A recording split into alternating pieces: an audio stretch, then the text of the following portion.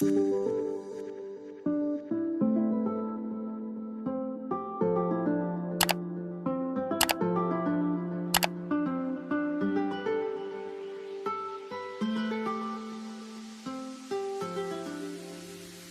back to Restoring Sean. Today we are in episode 9, where we will greet guests to their own bedroom and see the space that I hardly ever used, the office. If you're new to the channel, I post a new video every Wednesday morning where I do some sort of cartwheel into the work that went into restoring my very first house, the Manor. All opinions are my own, never assume I have the correct answer, and did you know the very first song I learned all of the lyrics to was Ironic by Alanis Morissette.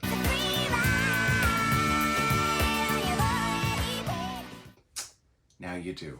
Let's get started. We're going to begin with the guest bedroom, which sat at the top of the stairs with its door facing the stairwell. This room was its own sort of special beastie in that it didn't actually need much work to be done. This room really just needed paint and a curtain rod installed. But me being me, I have to complicate it, so we'll go through the whole process. It was so incredibly small inside of that room, and that's likely because back in the day, it was really just meant for a twin bed and maybe like a small writing desk. The walk-in closet was a decent enough size though, and it went back a fair bit where you could fit like 4 of me inside, which is an odd unit of measurement, but we'll go with it. This picture is from the 2013 listing, and apart from the very elegantly made bed, it illustrates how small the room was. I'm going to venture a guess that they had a double bed in there because my queen size bed took up a lot more space than that did. But then here, from the 2018 listing, you can see they hadn't changed much for the room. It was still a high gloss sheen of ivory paint, which shows every flaw ever, in case you didn't know, because it does catch all of the imperfections on your wall with the light hitting that sheen. I hate using glossy paints, which is no secret, and you'll never find me applying anything higher than a satin finish. The previous owners from me also swapped out the white blinds for these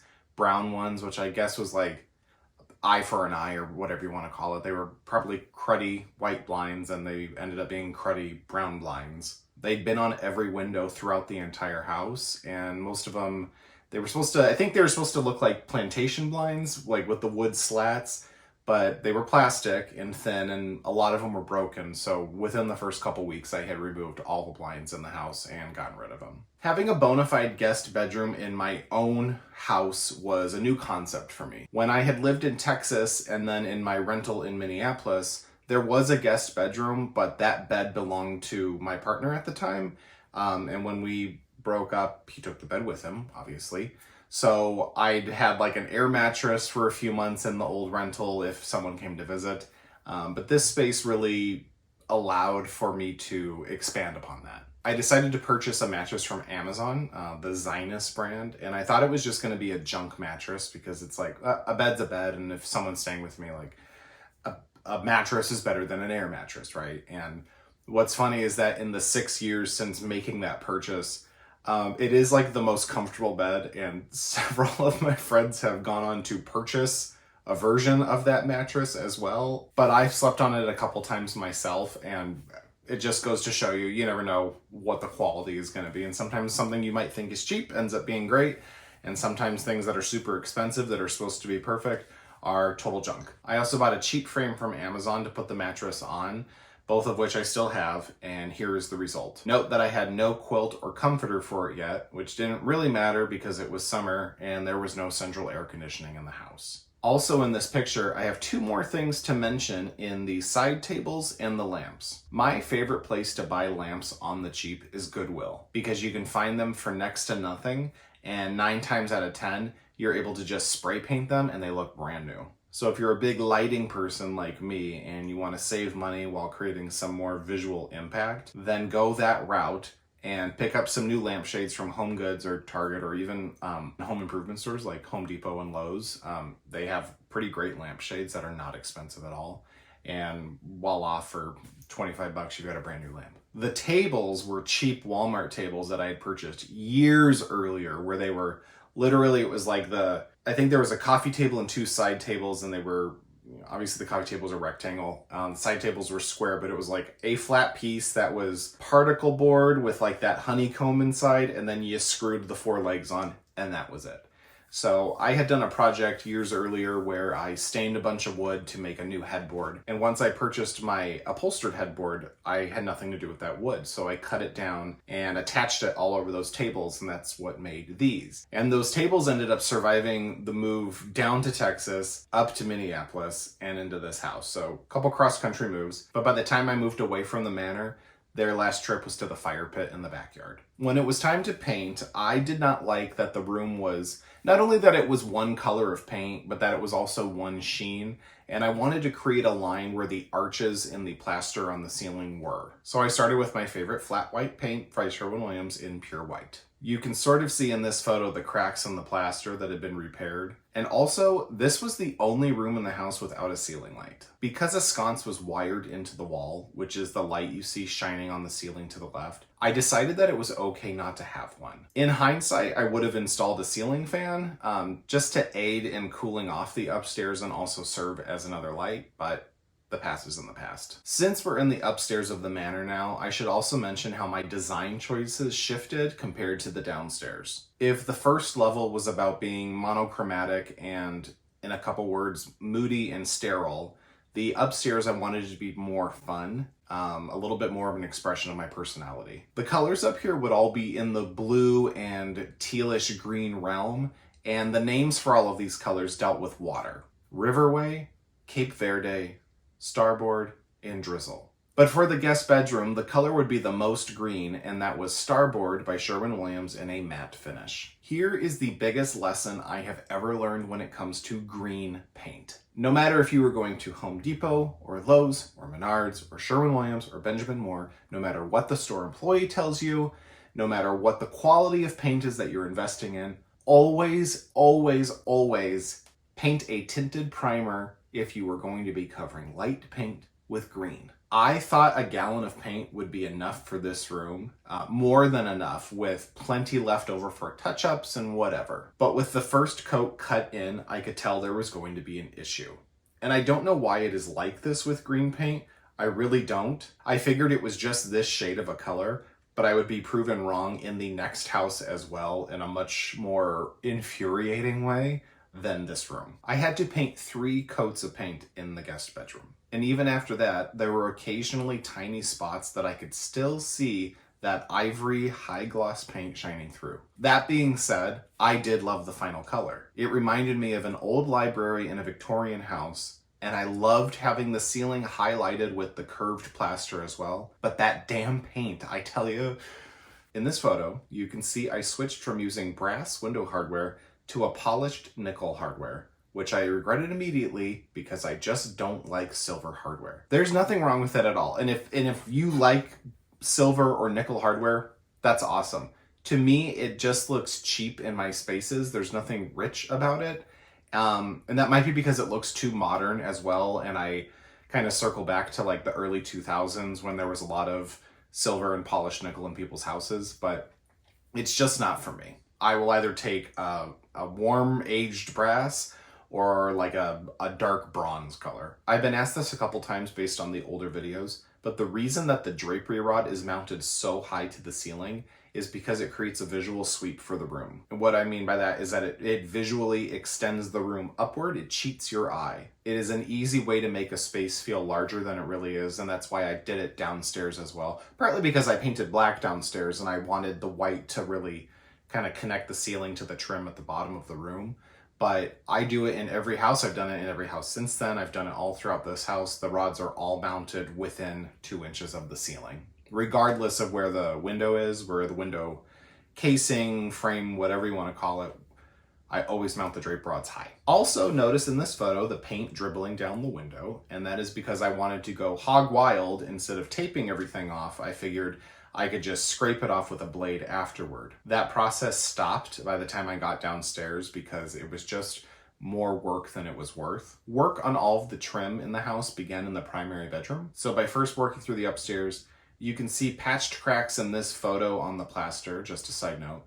But all bad things come to an end, and this was the final stretch of baseboards on the second floor to be painted. And it was a very exciting thing because, similar to the stairs, sliding along on your butt for hours on end, repainting and repainting to try and hide what you're trying to hide what your primer didn't fully cover. Was just a pain in the ass, literally. When the work was finished, I ended up swapping out the oversized side tables that I had moved around with for these, which were actually speaker stands my parents bought in the late 90s for a surround sound system and didn't want anymore. I still have them as well in my current living room. One is a side table and one is holding a vase with flowers. But then we have this, a cozy guest bedroom with a nicely made bed.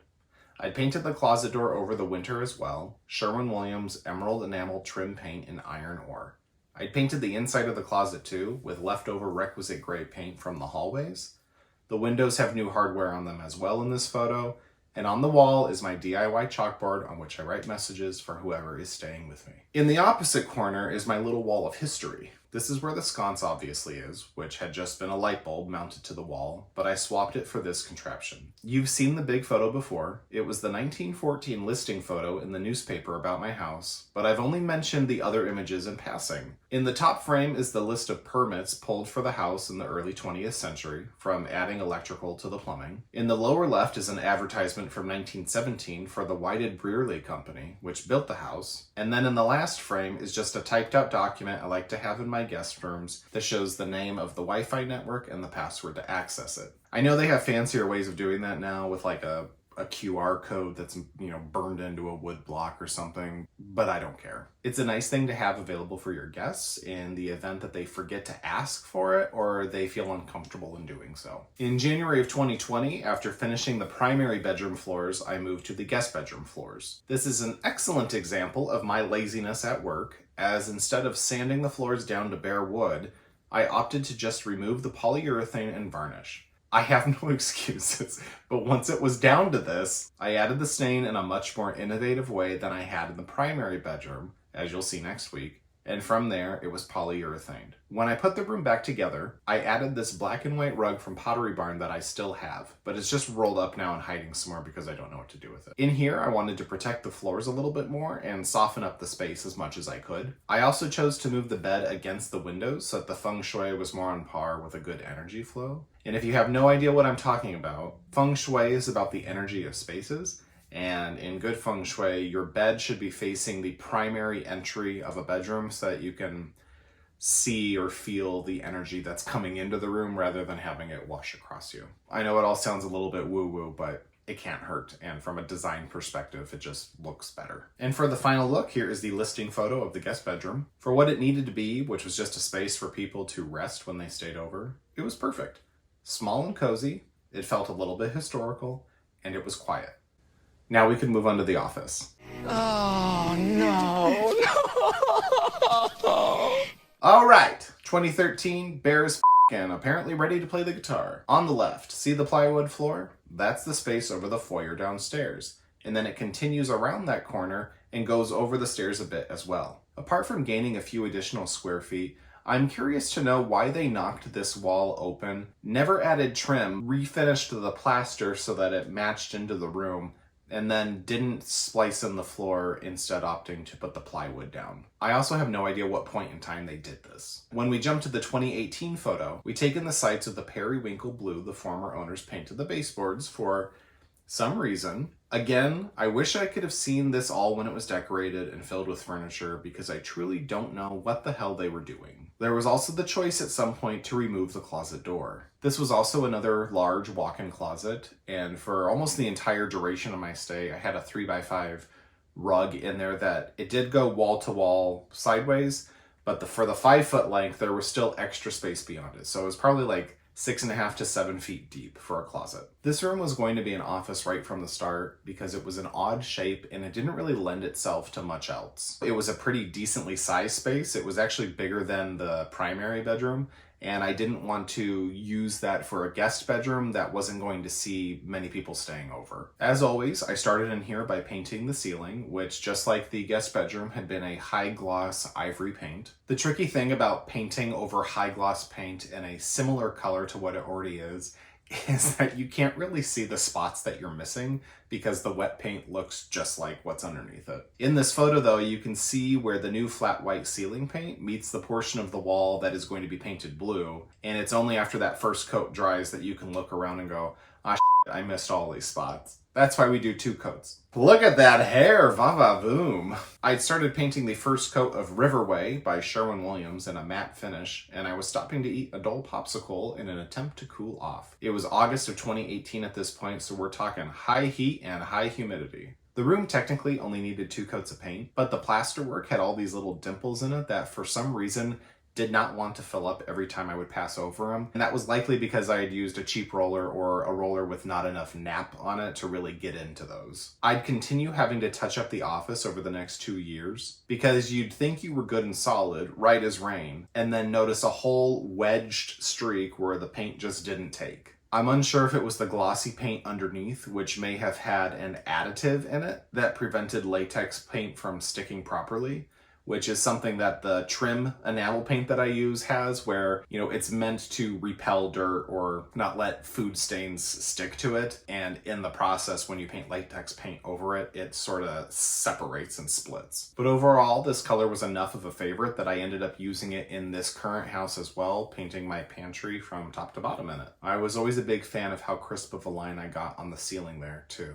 Side story here. One night I came home from work, and this is probably September of 2018, and I was just trudging around doing my thing. I went upstairs to get on my computer for a while, which was here in the office. When I entered the room in the dark, I thought that I had walked through a spider web or something, and I kind of brushed at my hair. I set my drink down on the desk and swatted at my hair again, and then realized, oh my god, there's something in the room. So I screamed and booked it to the door and flicked the light on, and lo and behold, it was a bat. The first bat, mind you, of 2 instances in the manor. The cats had come tearing out of the room and I shut the door, trying to figure out what to do. I went downstairs and grabbed a big flat cookie sheet and oven mitts, and then went back up. When I opened the door, the bat was hanging on the curtains and immediately sprang to life. And me, being the pro sports guy,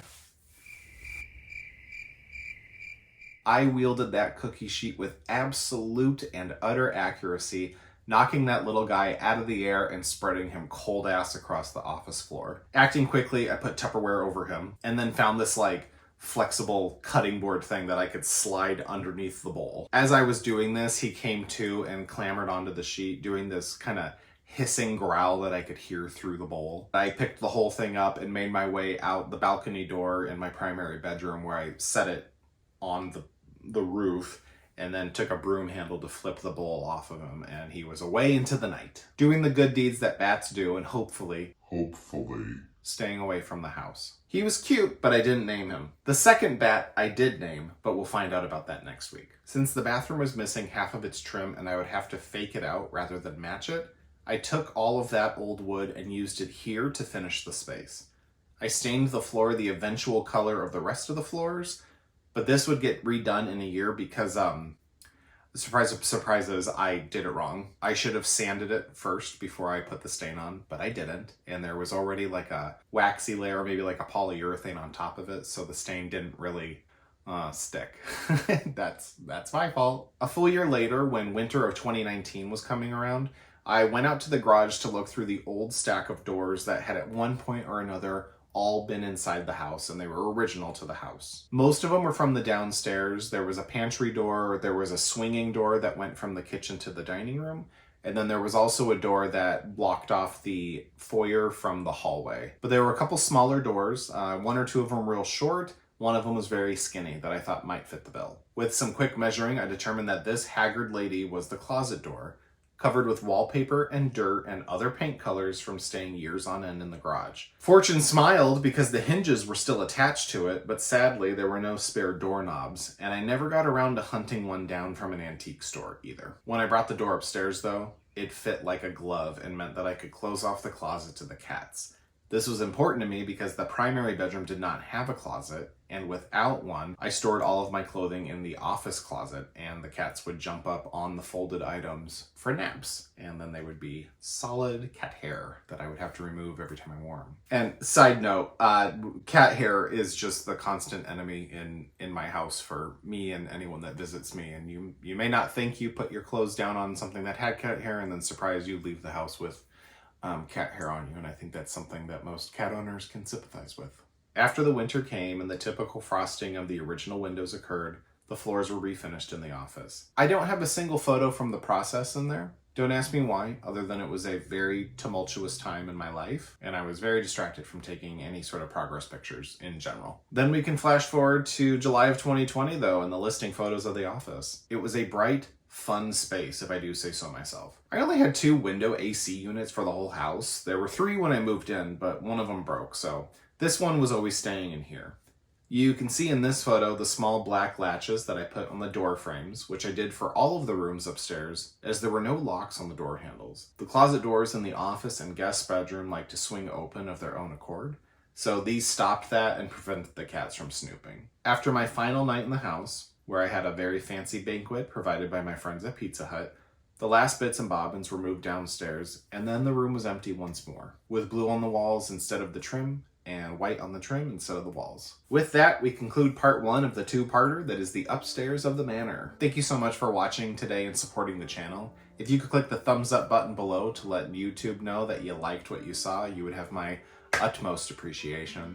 And then join me next week, Wednesday, when we go through the very last video that takes place inside the manor. And that video will cover the primary bedroom and the bathroom. Thank you again, and I will see you soon.